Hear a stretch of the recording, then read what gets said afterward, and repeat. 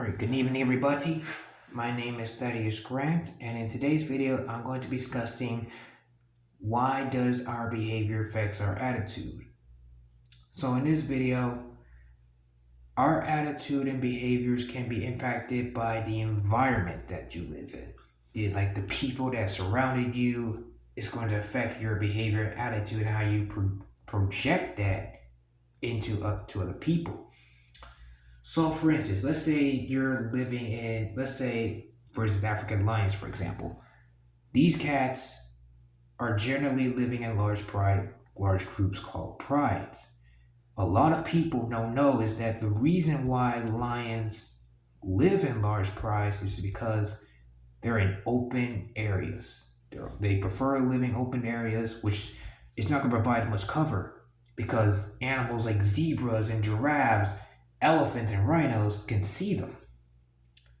Unlike tigers, which they live in thick underbrush and not many prey species is going to see you in a thick underbrush, especially when you're blending into the shadows. Lions are just pretty much in open areas.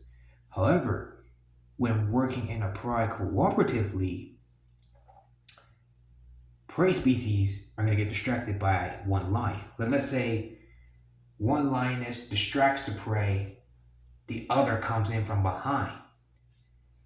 That's pretty much gonna be why lions live in large prides, because one lioness could distract the prey, the other could come in from behind. Which in this case, like for instance, buffalo, for example. Buffalo are pretty much big animals. They're not gonna be well aware of the lion's plan because lions are generally the smartest big cats out of all cats. They're living in large prides. Their cognitive skills is pretty high because they live in large pride and they better work together cooperatively and even solve complex problems, just like a chimpanzee, like a wolf or a dog or any other animal that has high level intelligence.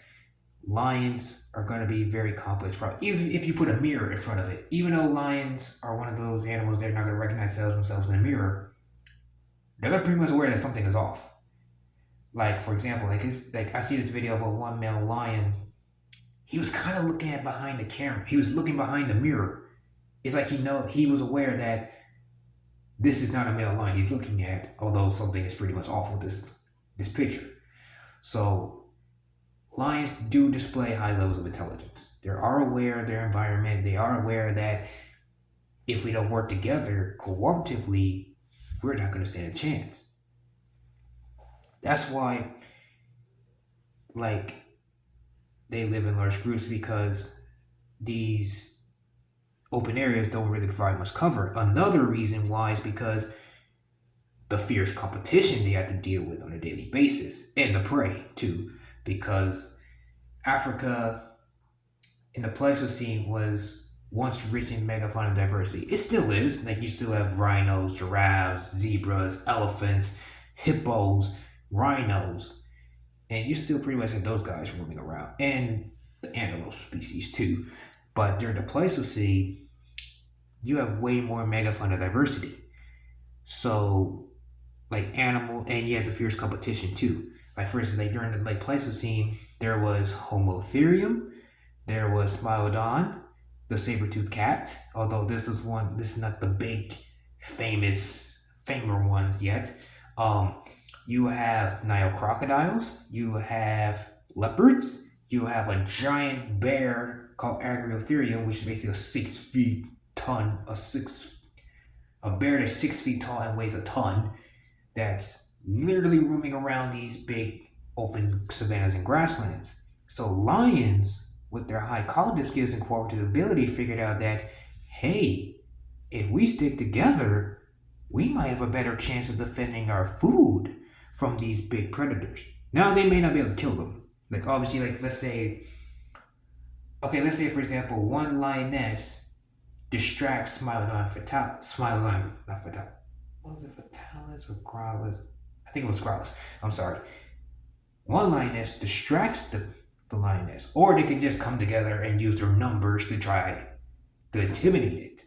They're going to try to use their size and numbers to try and intimidate him. The same thing with They're going to try and use that Homotherium, but then again, lions are more active at night, while Homotherium, according to fossil evidence, was more active during the day. So they kind of avoid competition. So that's one way they avoid competition. You can see still this. You can still see this in modern day. Like African lions, they're gonna try to use their numbers, their size, to try and intimidate you or try and intimidate, a threat. They're gonna try like harass it, try to scare it away. They're basically that's what they're gonna do. Now, the attitude, like living at large prize, can like definitely have a mega impact on individual lions' attitude because some lions have different personalities and traits that kind of sets them apart from the rest of the pride. So, and each one has its own unique role. Like for instance, some like lionesses, for example, their major role is to teach, educate, educate and provide food for the cubs, while the males are going to be out on the perimeter patrolling their territory, making sure that there's no outside males coming in, conquering, taking over their territory. So that's pretty much every lion's role. And in a lion society, there is a hierarchy, especially in a male lion coalition who's trying to take over territory, because lionesses prefer male lions with dark black manes, and lionesses see these dark black manes as very attractive. They're very attractive because dark black mane lions attitudes are going to be way more aggressive, higher testosterone levels, and longer reproductive lifespans. So that's what a lioness is look for. Now this could impact, have an attitude on the other male lions coalition, that coalition, because they're gonna try and challenge that dark black mane lion for that dominant male, because eventually after a coalition takes over prized territories, all these prized territory, there's gonna be a point in their lives where they're gonna be like, if it's worth staying as a helper, or it would be better if I have my own lineage, my own descendants of cubs. And that's when the conflict is going to come in. That's where it's going to change the attitude, the atmosphere of the male coalition. And eventually the pride too, because in some cases, like for instance, if you watch Brothers Blood, Sabi Sand, The Lions of Sabi Sand, there was a conflict between these two male lions called Mr. T and Makulu, the Mapahos. They're called the Mapaho Coalition. There was a lot of conflict and attitude because Mr. T, he wanted to be the dominant male. And all these lionesses are going after Makulu because he has these big, dark, black mane. So one day, during that conflict, Mr. Makulu was doing business with the lioness. He was passing on his genes. Mr. T, he got jealous. His attitude whole changed with Makulu. He got jealous. He tried to run in, trying to interrupt them, and eventually got aggressive. And Mr. T ended up killing the lioness because male lions, they don't take rejection pretty well. They will kill a lioness if like a dominant male or whoever's in charge, they will kill a lioness if you reject them. So that's kind of why in male coalitions, like why do brothers and cousins of the coalition fight? Because they're fighting for the rights of that lion, the prides. Now sometimes the dispute can be solved, like one coalition takes over this prize territory, controls this prize territory, the others are going to control this part of the territory. And in lion society, vocalization is 10% of lion communication. The rest is body language. So there's going to be a lot of communication and through body language and visual cues, especially when cooperative, especially with lionesses, because lionesses display way more loyalty than a male lioness would. Because like I mentioned before, there's going to be conflict, especially with the dominant males, especially the two dominant males that wants to like take control of prides. Lionesses, they're going to have each other's backs at all times in all situations. They're going to help each other rear each other's cubs, especially they're going to help each other teach and educate the cubs, even if the cubs not theirs. Like they're going to be aunts, aunties, sisters, cousins. They're still going to help rear their cubs until their cubs reach the age of 2 years old. Now, when they reach 2 years old, now when the new, now if a new dominant male comes in taking over a new pride's territory, that's going to affect the whole pride, the lioness's attitude towards these new dominant males, because they're going to see these lions as a threat. They believe these lions, which there are, they know that these lions are a threat. They're going to like try to kill their cubs, and they're going to basically try to mate with them. So the lionesses have a couple options. They could either leave. They can leave the territory. Well, not I would say leave the territory. I would say like go into hiding. They can go into hiding, or they could surrender the cubs. Like basically just here, take. You can kill my cubs, take it, or they could fight defending the cubs, and that's gonna be the last option because now these male lions' attitude is gonna change because they're gonna think that so you're defending the cubs. That's gonna be a threat to my kingdom one day.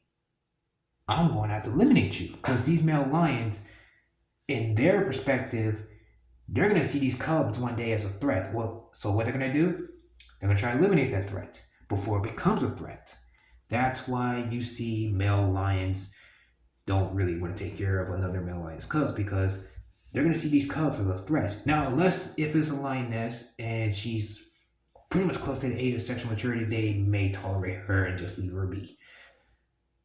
So that's why like attitudes and lion prides can be very differently and complicated, and why lions live in large complex society prides because it benefits them in many ways but also can have a lot of consequences. So like when lions expressing their opinion and attitude towards each other, they're going to use body language and vocalization.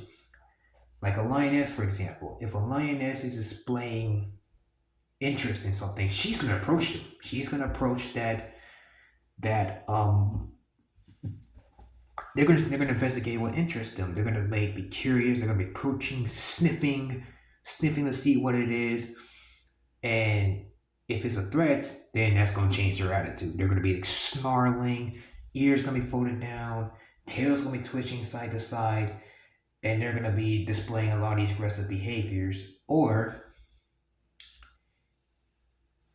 they're just going to change their whole daily activities. So for instance, let's say in lions that live in near populated areas, like let's say humans comes in this new area and these lions are aware that humans are a threat. What they're going to do? They're going to change their behavior. Instead of hunting during the day, or they're going to start hunting at maybe like dawn or dusk, around the night because they want to avoid competition. They're going to avoid these threats, and their lions are pretty much aware that humans are a threat. That's why lions are already much more active during the day. And also during the Pleistocene, during Homotherium like days, they're going to avoid conflict. That's why Homotherium went extinct and why lions are still here, because lions are more active at night. And pretty much figured out that, and pretty much lions figured out that during nighttime, the prey species can't really see them, so they use that to their advantage. That's why lions' attitude and behavior, they're hunting at night because the prey species can't really see. They can't really see where the lions are. They are aware that the lions are there. They don't know where they are. That's why lions are more active at night. They are not really going to see the prey. They're not really going to see them. And the way lions' attitude is pretty much different from humans' perspective, because in our perspective, in our attitude, we think that male lions killing cubs and not helping rear and lioness are lazy is just chaos and cruel. But in lion society, these male lions are going to pose a threat. From a male lion's attitude perspective, they're going to see these cubs as a threat one day. They're going to see them as a threat. That's why, in their perspective, their attitude towards the cubs is that, okay, you're going to pose a threat to me and to my kingdom one day. I'm going to have to kill you before you become that threat. So, and I'm sorry if this video is pretty long. I'm very hyper. I get very excited when I'm pretty much engaged. I'm pretty much very happy engaged in these types of behavior, because a lot of people don't understand lions' behavior. They think, like I said before, male lions are cruel, killing the cubs, eating them, and the lioness are just mating with them. It's just that how lions perceive these things. That's just the way lions see them. They don't see it from our point of view. And also, that's how lions live their daily lives. They're gonna need each other. Now also from and also there's a lot of similarities too. There's a lot of similarities too, because when male lions are going to conquer another male lion's territory, they're not just gonna rush in conquer it the next day. They're gonna wait and bide their time. They're gonna plan. They're gonna coordinate, strategize. They're gonna see when this lion is more active, how old he is. Is he good? Is he really gonna be a perfect target to conquer? It's kind of like like war, soldiers trying to conquer. Like, let's say the United States is trying to conquer Alaska, or from Canada, or from Britain. They're not just going to just conquer it the next day. They're going to plan, coordinate, and strategize how to take down the enemy during wars. That's how lions are work. That's how male lions, what they do when they conquer territory. They're going to be walking around the territory for a while in enemy lines, watching them, observing their every moves. That's what male lions would do on a daily basis. Now, especially let me get into this part. Male lions also, lions spread their behavior through body language. 90% of it's gonna be body language. So, if you see a male lion jumping on you or rubbing their head against each other, they're basically saying, "Hi, hello, it's nice to see you again. Welcome back." It's like a hug. Basically, it's just like a hug. Your attitude, your behavior is gonna be loving, kind. That's basically what a lion's version of a hug. They're gonna be jumping on you, rubbing each other, and pretty much showing affection in their own way. And even cubs, cubs, they'll be playing with each other. It's like, especially little kids, see little babies, they'll be trying to flicking and trying to flick a string or something. The same thing with a lion cub. Lion cubs, they're gonna be playful and energetic. They're gonna be hyperactive. The same thing like little kids at a certain point in their lives. However, at a certain point in their lives, during human years, in human age, they're gonna start losing interest in certain things. The same thing with lions. As lions mature and reach their certain points of the age, there are certain things they're not going to do anymore. They're not going to be playful, energetic as they used to be. They're going to be much more serious. They're going to be much more laid back, kind of like us. As you get older, there are certain things they're just not going to be interested to you no more, like playing with toys or just being hyperactive, because you get tired, and as you get older, you're going to get tired. Your body's going to be worn down. It's the same thing with a lion. It's the same thing with them every day of their life. Now, it's just like human behavior. Lying behavior is similar, but not the exact same way as human behavior. Um, and that's pretty much it, guys. Thank you for your time, and I really appreciate it. See you later.